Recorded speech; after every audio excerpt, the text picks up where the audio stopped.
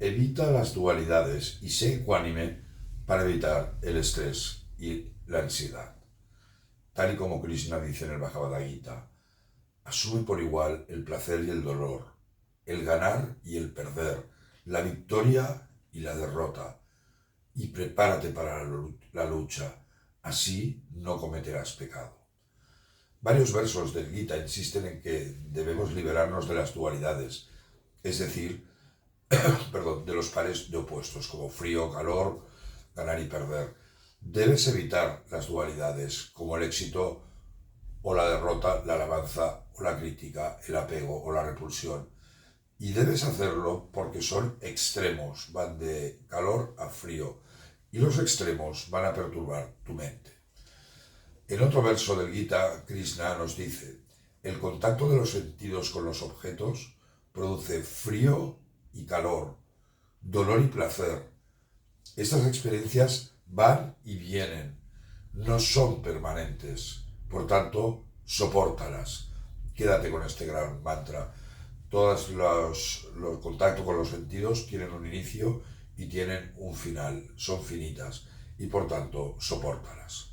Soy Pedro Nonay, profesor y traductor del Bhagavad Gita. Si te gusta este canal, suscríbete, dale un like o comenta lo que desees. Estoy realizando una serie de vídeos claves del Bhagavad Gita sobre cómo controlar la ansiedad y el estrés. Cuando sufres una herida en tu cuerpo, una ola de calor agitará tu mente, es decir, subirá una ola y bajará. Pero debes ser consciente que tal y como esta ola ha subido, con el dolor bajará, cuando vaya atenuándose el dolor. ¿Para qué entonces vas a pegarte al dolor si sabes que es temporal y que después seguro que viene el placer? Lo que debes buscar siempre es la imparcialidad de la mente a través del yoga. Y en otro verso del Gita, Krishna nos dice, actúa sin apego, Arjuna, firme en el yoga, equilibrando la mente ante el éxito y el fracaso. El yoga es la imparcialidad de la mente.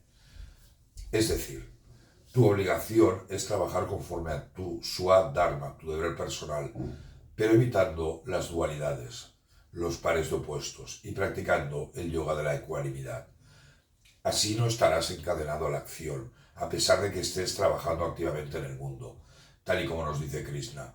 En otro verso del capítulo 4 dice, contento con cualquier oportunidad que pueda llegar, libre de los pares de opuestos, libre del resentimiento, imparcial ante el éxito y el fracaso, él no está esclavizado a pesar de que actúa.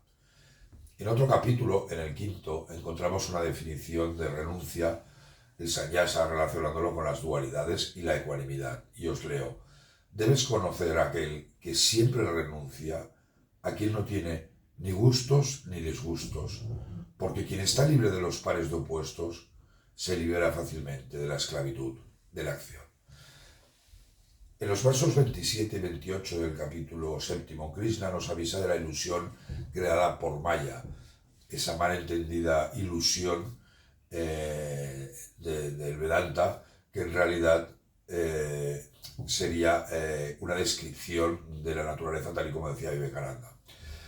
Y decía Krishna, todas las criaturas en este universo están desconcertadas en virtud de la ilusión de los pares de opuestos surgidos de deseos y aversiones. Y si somos capaces de liberarnos de estas dualidades y con devoción, con bhakti, habremos alcanzado Brahma Jnana, es decir, la liberación. Y en el Gita leemos, pero aquellos hombres íntegros cuyo pecado ha llegado a su fin, liberados del engaño y de los pares de opuestos, me adoran con fe firme. Todos estos contactos de tus sentidos con los miles de millones de objetos de este universo conocido se caracterizan por ser finitos. Tienen un inicio cuando empieza la ola y un final cuando baja. Tienes que entender bien este concepto y por ello cuando venga el frío debes ser capaz de soportarlo, sabiendo que después vendrá el calor. Y este es el yoga de la ecuanimidad, saber cultivar la paciencia y la resiliencia a través de los altibajos de la vida.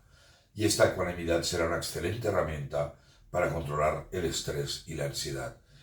Recordar siempre este gran mantra del Bhagavad Gita, asume por igual el placer y el dolor, el ganar y el perder, la victoria y la derrota y prepárate para la lucha. Muchísimas gracias.